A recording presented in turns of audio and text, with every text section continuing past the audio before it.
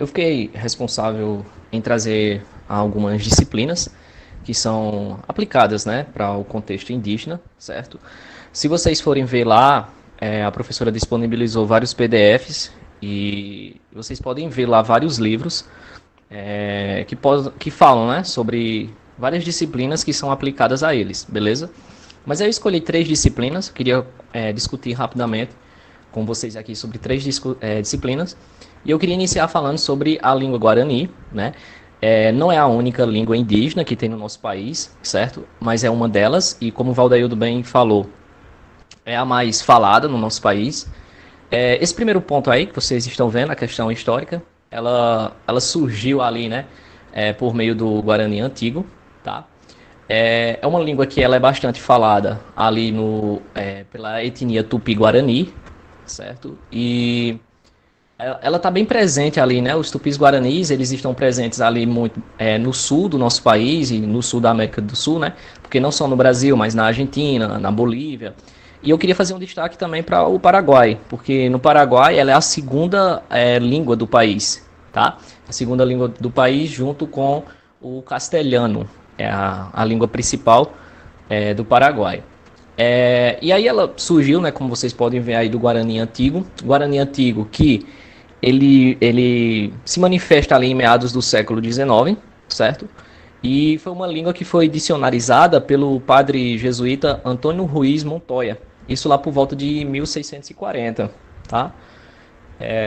Bom, acho que basicamente são esses pontos que eu queria falar sobre a questão da história. O segundo ponto aí, como vocês podem ver, 9 línguas guaranis inteligíveis. Isso porque, né, não se trata apenas de uma língua. Existem muitas variantes na língua guarani, tá? E que são línguas inteligíveis. E essas variantes, elas estão presentes tanto na fala como também na escrita. E aí tem vários motivos para existir essas variantes, né? Mas um dos motivos é que, tipo assim, né? Por exemplo, em uma determinada região, quando se fala, né, o Guarani, os organizadores, né, os especialistas, até mesmo pessoas que não eram especialistas, quando estavam analisando ali a língua, eles não se preocuparam se já existia um alfabeto anterior. Então, por isso que aí começa a nascer as variantes, né? Então, em determinadas regiões, a fala dos guaranis são iguais, né? Mas a escrita é diferente. Já em outras regiões, a escrita é diferente, mas as falas são iguais. Então, são essas diferenças. Os especialistas falam, né, que eles não devem vamos dizer assim, né? Eles devem continuar com a sua própria língua, mas quem sabe algum dia, né, os guaranis possam fazer uma unificação da língua deles, beleza? Mas aí a variante mais conhecida é a língua guarani, como a gente vem falando, e ela é uma língua que é falada por... Agora só tem uma coisa aqui que está me atrapalhando, é só as mensagens que estão chegando aqui no celular. Mas enfim, vamos lá. É uma variante que é bastante conhecida, né? E ela é falada por aproximadamente 7 milhões de pessoas, né? E ela tem um número assim muito expressivo de pessoas, né, que não são indígenas, né? E a língua guarani ela tem esse reconhecimento nacional e literário, tá? E aí uma outra coisa também interessante que eu queria pontuar aqui é que tem uma cidade no Brasil que tem como o Guarani a sua segunda língua, que é a cidade de Itacuru, lá no Mato Grosso do Sul, né? Então eles falam o português, mas também falam a língua Guarani. Isso uma cidade brasileira, beleza? Bom, pessoal, e aí falando esse terceiro ponto, uma curiosidade, que eu até estava conversando com minha mãe aqui, os vocábulos ao português, né? Então tem muitas palavras no português que vêm da origem da língua guarani, certo? E assim, esses vocábulos aí que vocês estão vendo no slide, vem do Guarani Antigo. Eu fiz questão de deixar o Guarani Antigo porque eles são os mais conhecidos, certo? Mas, como eu falei no início, a língua Guarani, ela descende, né, do Guarani Antigo. Então, por exemplo, né, a gente tem o nome de uma cidade aí, que é uma cidade do estado de São Paulo, que é Mojimirim, né? E o Mojimirim significa Rio Pequeno das Cobras, tá? Essa outra palavra, Butantã, né, ficou bem conhecida nesse período de pandemia por causa do Instituto Butantan e é de origem indígena também, né? Vem do Guarani também e significa chão dura, tá? Tem a cidade de Piracicaba, né, que significa lugar onde chegam os peixes, né? E aí, pessoal da Paraíba, né, a maioria do pessoal, pelo menos na minha sala, são da Paraíba, não tenho boas notícias para vocês não, né? A Paraíba significa rio ruim, para o pessoal, né, indígena. Bom, ela está presente também, né, também no nome de animais, como por exemplo urubu, né, descende do é uma língua indígena também, né, jacaré, a piaba, né, o peixe bem conhecido, os alimentos, né, as frutas como abacaxi, maracujá, cajá, etc. Enfim, tudo vem de origem guarani, beleza? Valdir, passa aí, por favor. Bom, eu acho que uma coisa também importante se falar é a questão da fonologia, né? É uma língua que possui 33 letras, tá? Das quais 12 elas são vogais e 21 são consoantes. E aí as vogais, né, A, E, I, O e U, elas são pronunciadas da mesma forma que no português, certo? E aí as vogais também têm sua forma nasal, né? A gente tem o tio também nas vogais.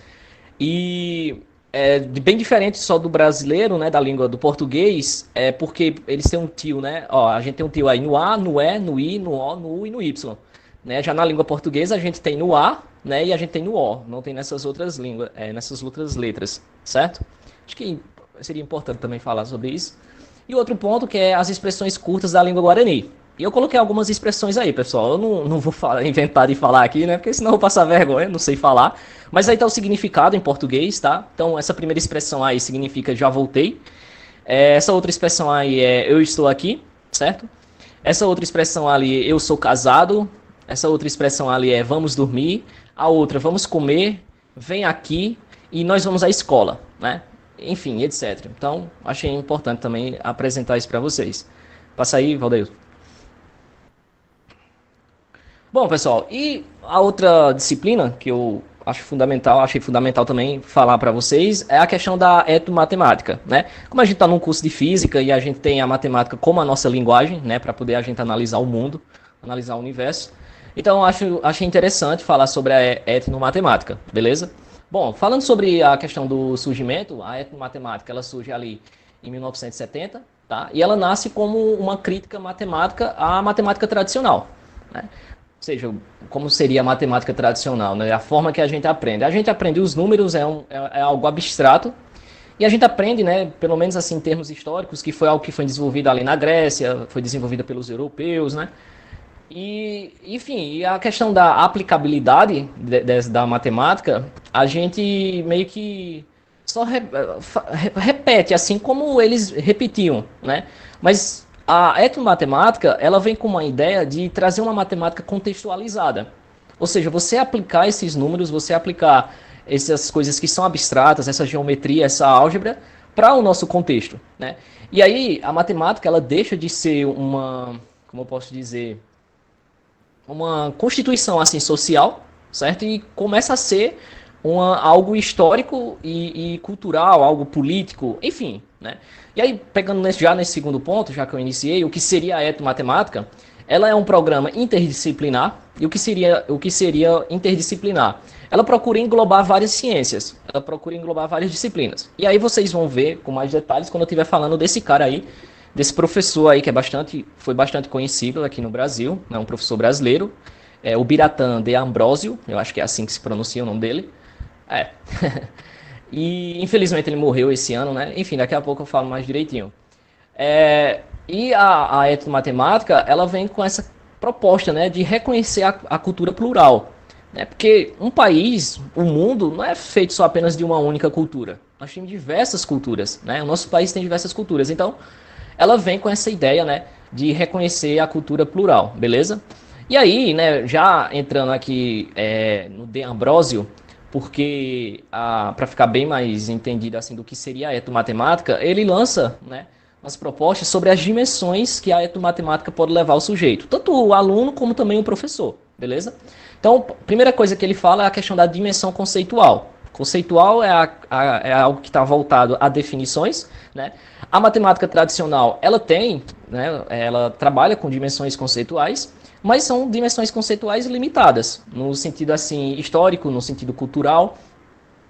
E enfim, já ela também, ele vem com a etnomatemática, ela vem com uma proposta também de dimensão histórica, né? Então, como o Lili bem apresentou, você valoriza a cultura do índio, você valoriza a história do índio, né? E assim, é meio que você não só valoriza a sua cultura, a cultura do branco, né? O Estado, quando for os professores forem dar aula lá para eles, tem que ter essa prioridade a eles, conforme as leis falam, né? Tem a questão da dimensão epistemológica, né? A epistemologia, ela trabalha, né, com apenas o ensino científico, então a etnomatemática também vem com essa dimensão epistemológica. Tem a questão da dimensão cognitiva, né, que é aquele processo onde você está começando a adquirir o conhecimento, então você começa dentro da sua cabeça, dentro do seu cérebro, né, você começa a raciocinar, você começa a ter imaginações, você começa a quantificar as coisas, né, e isso dentro do contexto étnico, né, dentro do contexto indígena. Ela traz uma dimensão política, né, porque o aluno ele começa a questionar a sua realidade, né? E aí ela é uma matemática assim viva, né? Você não fica somente voltado só ao passado, ao que os homens produziram lá atrás, né? Mas você começa a ser protagonista durante as aplicações, né? E a dimensão educacional, né? Onde a gente sabe assim que basicamente a educação está voltado a gente receber conhecimento e produzir conhecimento e dar conhecimento também. Então ela aborda essas dimensões bem mais sofisticada, assim, pelo menos é o que eu entendo, né, quando eu estava lendo, do que a matemática tradicional, beleza? Esse quarto ponto aí, falando sobre a matemática na formação dos professores, quando ela traz ao professor uma atitude investigativa, né? Então o professor ele começa a investigar a realidade, ele começa a entender o presente, tá?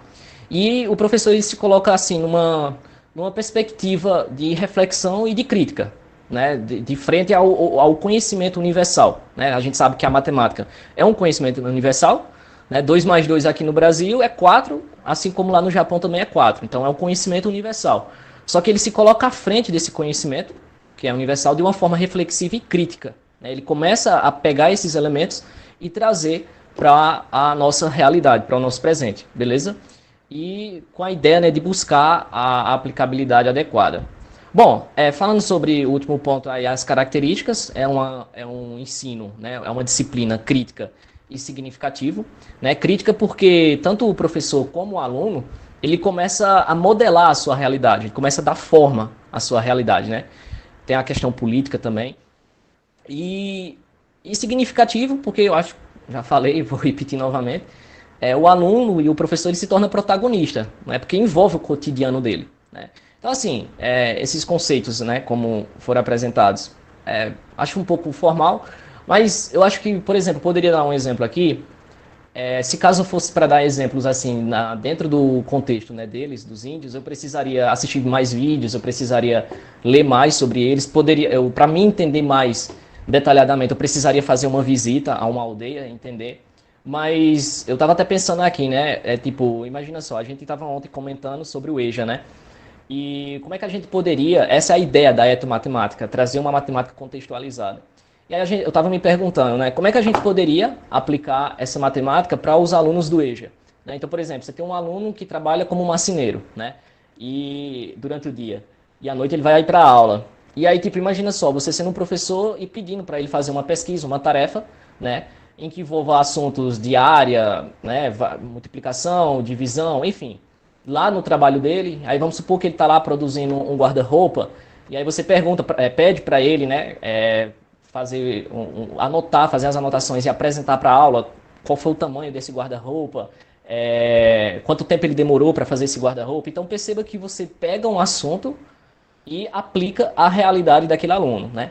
No caso dos indígenas, você poderia fazer uma pesquisa pedindo para eles elaborarem quantos analfabetos tem na sua aldeia, né? Vocês sabem também que os indígenas eles trabalham muito com a pesca, né? Então você poderia pedir para o aluno anotar quantos peixes o pai dele pescou, enfim, você faz o aluno ser protagonista, né? Ele se torna-se significativo. Eu gosto muito dessa palavra. Ele se torna significativo, né? Porque você não fica limitado só o que os outros produziram, né? Beleza, é bom falar do Teorema de Pitágoras, foi um grande cara, mas e eu? Onde é que eu entro nessa história aí, né? E eu acho que todos nós somos importantes para a história, né?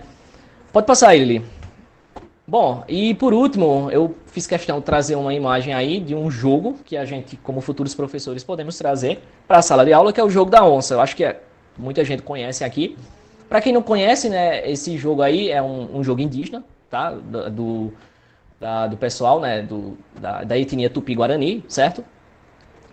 Eu acho que pode ser. Eu vou tentar aqui explicar para vocês como funciona esse jogo, porque a gente tem essas imagens. Essa primeira imagem aí, a gente percebe que tem um tabuleiro, e aí tem umas pedrinhas, e no meio a gente tem uma tampinha amarela, né? Essa tampinha amarela é a onça, e essas outras pedrinhas aí seria a onça, certo?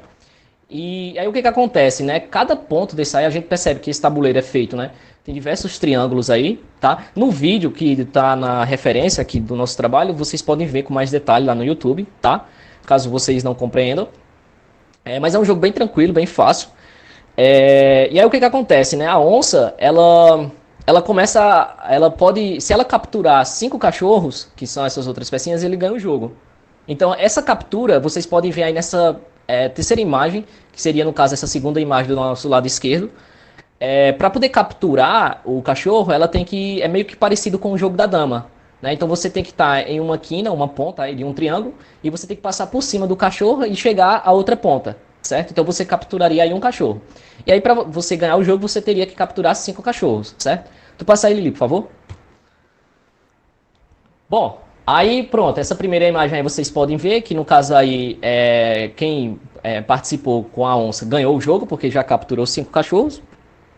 E aí você me pergunta, e o pessoal que está jogando, né, com os cachorros, eles não capturam a onça, mas eles podem cercar a onça. E se eles conseguirem cercar a onça, ele ganha o jogo. Que é no caso essa segunda imagem aí, em que a onça ela fica a segunda e a terceira, né? A onça ela fica cercada, não tem para onde ir, e aí os cachorros ganharam o jogo, certo? Então um jogo de raciocínio lógico, né? Envolve a organização dos nossos raciocínios, que está ligado à matemática, e eu achei interessante trazer isso para vocês, beleza?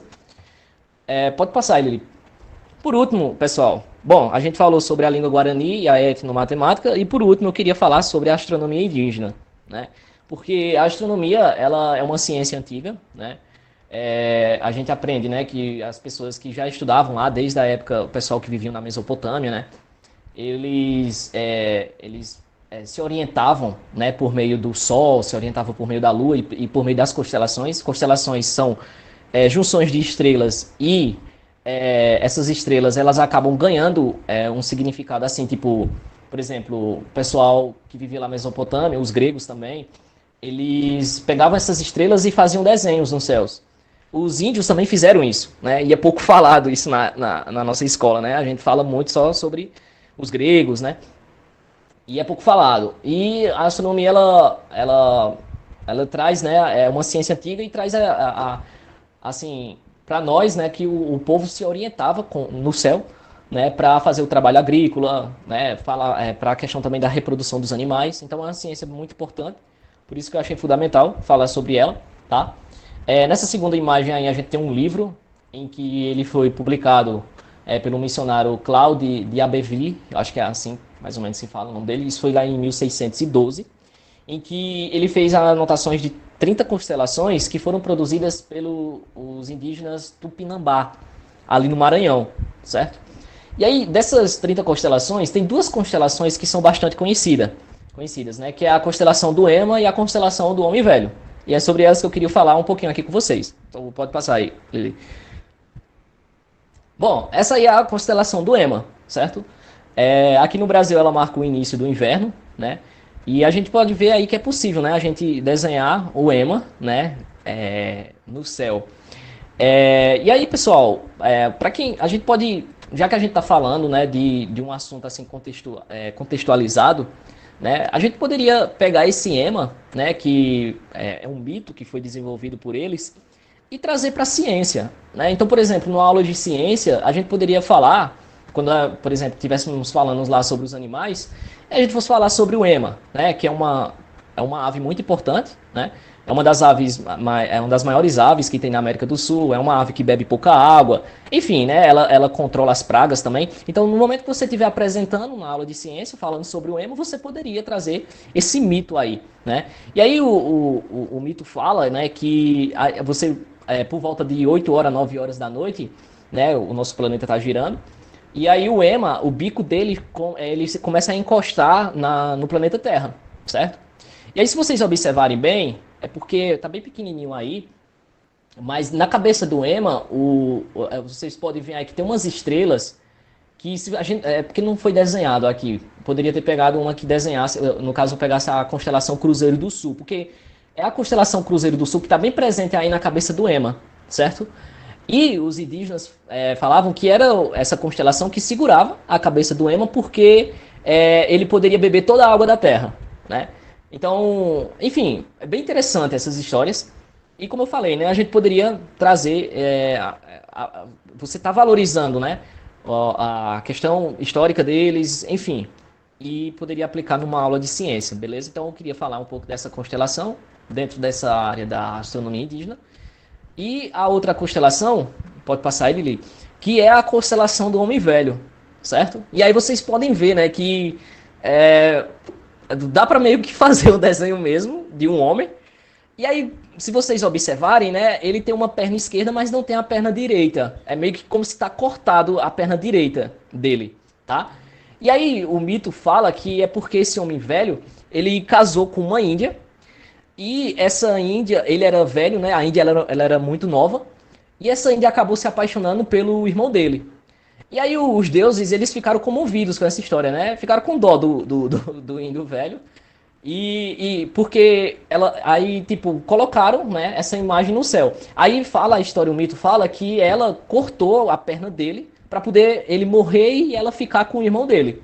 E aí os deuses ficaram comovidos com essa história, né? E aí colocaram a imagem do homem velho no céu, certo? Então, bem interessante, né? Essa história deles.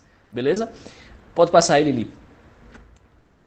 Bom, e outra coisa também, né? A gente tá vendo a Lua aí, é que eles tinham um vasto conhecimento da Lua também, né? Os indígenas. Né? É por meio da Lua que eles vê quando os insetos estão agitados ou quando os insetos eles estão calmos. Né? Eles também têm um conhecimento por meio da Lua, um conhecimento de genética básica, porque eles faziam plantações variadas, de várias plantas, de plantas e vegetais, certo? E, enfim, eles também têm um conhecimento também da Lua, é por meio também da Lua que eles fizeram seus calendários, né? Eles também trabalhavam, enfim. Pode passar, Lili. Bom, pessoal, e agora a gente chega aqui na nossa conclusão. Eu queria só recapitular rapidamente, né? A gente no início, com o nosso amigo Valdeilton, a gente ouviu um pouquinho sobre a história, tá? Segundo ponto, a gente viu também sobre a questão da legislação brasileira e documentos internacionais, como ele bem apresentou. Com o Jonas a gente aprendeu, né, sobre as questões demográficas e as escolas indígenas, como é que está a situação hoje, principalmente. Aprendemos também sobre os programas para os professores e agora apresentei para vocês sobre os exemplos das disciplinas, beleza? E assim, para terminar, fica aqui, né, nosso apoio como futuros professores, entender, né, de que os índios eles tiveram aí 500 anos de luta, né? É interessante que durante a história a gente percebe, né, que o índio ele é visto pelo branco como um invasor, um intruso, né? E na verdade eles foram os primeiros povos, eles foram os primeiros a estarem aqui, né? Eles chegaram primeiro do que a gente, né? Uma outra coisa também que eu queria pontuar é de que infelizmente ainda existe muito preconceito no nosso país. Existem pessoas que ainda não consideram os índios, né, como pessoas que devem ter os mesmos direitos que nós. Eu falo isso que eles devem ter os direitos a ter o seu CPF, o seu RG, sua carteira de trabalho, eles devem ter direito a ter posses de suas terras, assim como nós, entendeu? Eles devem ter o direito de estudar, né? E enfim, a gente também entender, né, de que aquilo que eles desenvolveram, né, existe uma influência deles na cultura brasileira, beleza? Então é isso, minha gente. Muito obrigado e assim a gente finaliza o nosso trabalho. Então, se esse vídeo te ajudou, inscreva-se no canal, acione o sininho e me ajuda a bater essa meta aí de 1000 inscritos aqui no canal. E isso vai me dar mais ânimo e ajudar muitas pessoas que precisarem, tá certo? Muito obrigado e até o próximo vídeo.